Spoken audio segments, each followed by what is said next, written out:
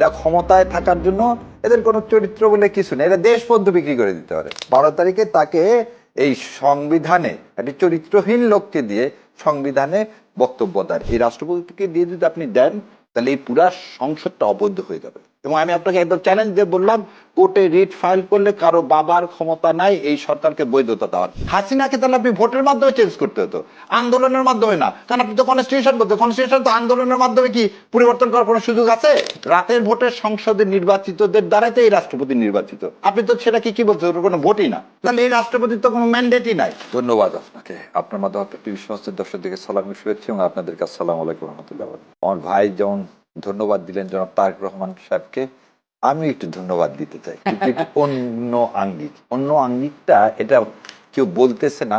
যেহেতু 12 তারিখে আসতেছে রাষ্ট্রপতি নাকি শপথ পড়াবেন, সেজন্য একটু তাকে একটু ধন্যবাদ দিই। এবং এটা আওয়ামী লীগের ভাইদের একটু শোনা উচিত মন দিয়ে।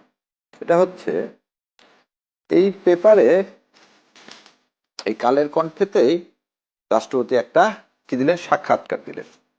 চুপ্পু সাহেব কি বললেন ওখানে, যে আমি বন্দি জীবন ছিলাম, আমাকে উপড়ে ফেলে দেওয়া হচ্ছে এবং বিএনপির সমর্থন না পেলে আমি এখানে থাকতে পারতাম না, আজকে একটা স্বাভাবিক জীবনে ফিরে আসছি, ভালো কথা। তারপরে দুইটা কি জায়গায় গেলেন, বক্তব্য দিলেন। একটা বক্তব্যে প্রথম বললেন বাংলাদেশ জিন্দাবাদ, আর একটাতে যে বললেন স্বাধীনতার ঘোষক জিয়া। আমরা যেটা সবাই বলতেছি স্বাধীনতার ঘোষক জিয়া, সংবিধান বলতেছে স্বাধীনতার ঘোষক হচ্ছে শেখ মুজিবুর রহমান। তা আমি এই কথাটুকু এই জন্য বলতেছি যে জনাব তারেক রহমান এই রাষ্ট্রপতিকে দিয়ে সারা দেশের সামনে আওয়ামী লীগের চরিত্রটা কিরকম সেটা একদম প্রমাণ করে দিলেন। সেজন্য তাকে ধন্যবাদ দিলাম। কিরকম প্রমাণ? ক্ষমতায় থাকার জন্য এদের কোনো চরিত্র লাগে না। শাহাবুদ্দিন চুপ্পু একদম জ্বলন্ত উদাহরণ। এটা ক্ষমতায় থাকার জন্য এদের কোনো চরিত্র বলে কিছু নেই, এরা দেশ পর্যন্ত বিক্রি করে দিতে পারে। ও তো আর মানে কি বলবো, যে পাবনায় যে বললো সারা জীবন ছাত্রলীগ করছে, জয় বাংলা মুজিববাদ, সব বিক্রি। এখন ক্ষমতায় থাকার জন্য যা কিছু করতে পারে। সুতরাং আমরা যারা বলতেছিলাম যে আওয়ামী লীগের হাতে এই দেশ নিরাপদ নয়, সেটা শাহাবুদ্দিন চুপ্পু সাহেব প্রমাণ করলেন। আর এই প্রমাণের সুযোগটা কে করে দিলেন? জনাব তারেক রহমান। সেজন্য মাননীয় প্রধানমন্ত্রীকে ধন্যবাদ। কিন্তু একটা চরিত্রহীন লোককে দিয়ে একটা পবিত্র সংসদ আপনি কুলুষিত করেন না। আবারও এই আহ্বান, 12 তারিখে তাকে এই সংবিধানে একটি চরিত্রহীন লোককে দিয়ে সংবিধানে বক্তব্য দেন। এবার আপনার এখানে উপায়টা কি, যদি সাহেব ভাই একটু বলতেন উপায়টা কি? উপায়টা আপনারা বোধহয় জানেন কিনা, যেহেতু স্বরাষ্ট্রমন্ত্রী বলেছেন যে এটা সাংবিধানিক ধারা অনুযায়ী তিনি বক্তব্য দেন। আচ্ছা, আমি নিজে পার্সোনালি মাননীয় প্রধানমন্ত্রীর কাছে একটা চিঠি লিখছি, যে চিঠিটা আমি সবাইকে দিছি। সেই চিঠিটা দিয়ে তাকে কি দিছি, তাকে আমি পথ বলে দিছি যে কোন পথে তিনি রাষ্ট্রপতি সংবিধানের মধ্যে থেকে। সেটা কি? সেটা হচ্ছে ভাই 74-3 বলা আছে স্পিকার ডিপুটি স্পিকার না, প্রথম তো সংসদ বসবে, সংসদ বসতে গেলে তো একজনকে প্রিসাইড করতে হবে। তাহলে স্পিকার বা ডিপুটি স্পিকার দুজনে, স্পিকার তো পদত্যাগ করছে, ডিপুটি স্পিকার জেলে। কেউ তো বলতেছে না ডিপুটি স্পিকারকে প্যারোলে মুক্তি দিয়ে ওনাকে কি সংসদে বসানো হবে। তাই বললাম এটা বসানোর দরকার নাই, কারণ এই 74-3 বলা আছে স্পিকার বা ডিপুটি স্পিকার না থাকলে সংসদের কার্যপ্রণালী বিধি অনুযায়ী কোন সংসদ সদস্য স্পিকারের দায়িত্ব পালন করবে। তাহলে আপনি যে কোনো একজন সংসদ সদস্যকে তো নির্বাচন করবেন কি হিসাবে? স্পিকার হিসাবে দায়িত্ব পালন করার জন্য। এবার আসেন 49 আসেন বলছে যদি রাষ্ট্রপতি অধিবেশন শুরুর আগে কি নির্বাচন করা যাবে, স্পিকার নির্বাচন?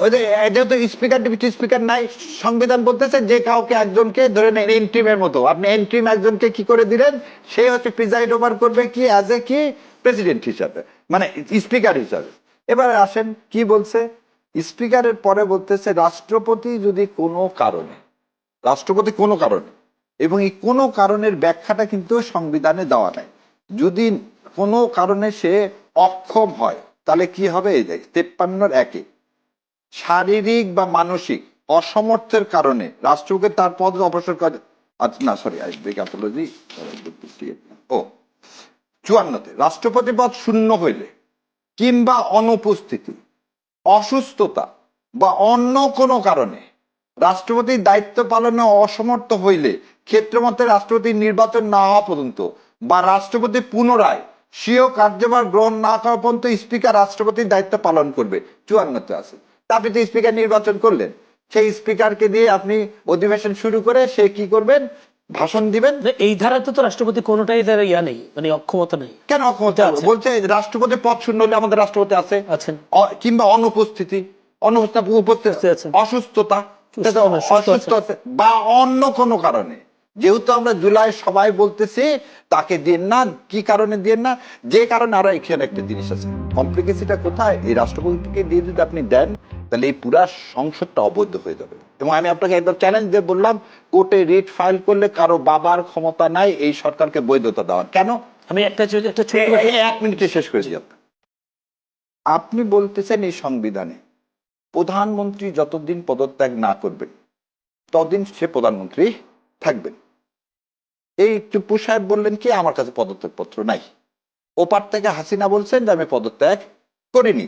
তাহলে এই সংবিধান করতেছেন, এই সংবিধান অনুযায়ী 2029 সাল পর্যন্ত সে প্রধানমন্ত্রী। কারণ এখানে 55 তো বলে দিচ্ছে কি যে যতক্ষণ পর্যন্ত সে পদত্যাগ না করবে। তাহলে আপনি যদি সংবিধানের কথা বলে থাকেন সে পদত্যাগ করেনি, এটা যদি হয়ে থাকে, তা আমি একটা উদাহরণ দিই যে একটা মায়ের যদি 2টা সন্তান হয়, যমজ সন্তান, তাহলে আপনি একটাকে বৈধ আর একটাকে অবৈধ বলতে পারবেন? রাষ্ট্রপতির নির্বাচনকে যদি আপনি বৈধ বলেন তাহলে আপনি স্বৈরাচার হোক, ফ্যাসিস্ট হোক, মনস্টার হোক, যাই হোক, হাসিনাকে তাহলে আপনি ভোটের মাধ্যমে চেঞ্জ করতে হতো, আন্দোলনের মাধ্যমে না। কারণ আপনি তো কনস্টিটিউশন বলতে, কনস্টিটিউশন তো আন্দোলনের মাধ্যমে কি পরিবর্তন করার কোনো সুযোগ আছে? তা তো নাই। তাহলে আপনি আন্দোলনের মাধ্যমে প্রাইম মিনিস্টারকে সরায় দিবেন, কিন্তু ওই আন্দোলনের ফসল যে ফ্যাসিস্ট রিজিম থেকে আপনি আবার কি বলতেছেন, ড্যামি ভোট, রাতের ভোটের সংসদে নির্বাচিতদের দ্বারাতে এই রাষ্ট্রপতি নির্বাচিত। আপনি তো সেটাকে কি বলছেন, ওর কোনো ভোটই না। তাহলে এই রাষ্ট্রপতির তো কোনো ম্যান্ডেটই নাই। তাহলে আপনি তাকে দিয়ে তাহলে এক সাইডে বলবেন বৈধ আর এক সাইডে বলবেন বৈধ না। তাহলে আপনি যদি কনস্টিটিউশন বৈধ বলেন তাহলে আপনি অবৈধ।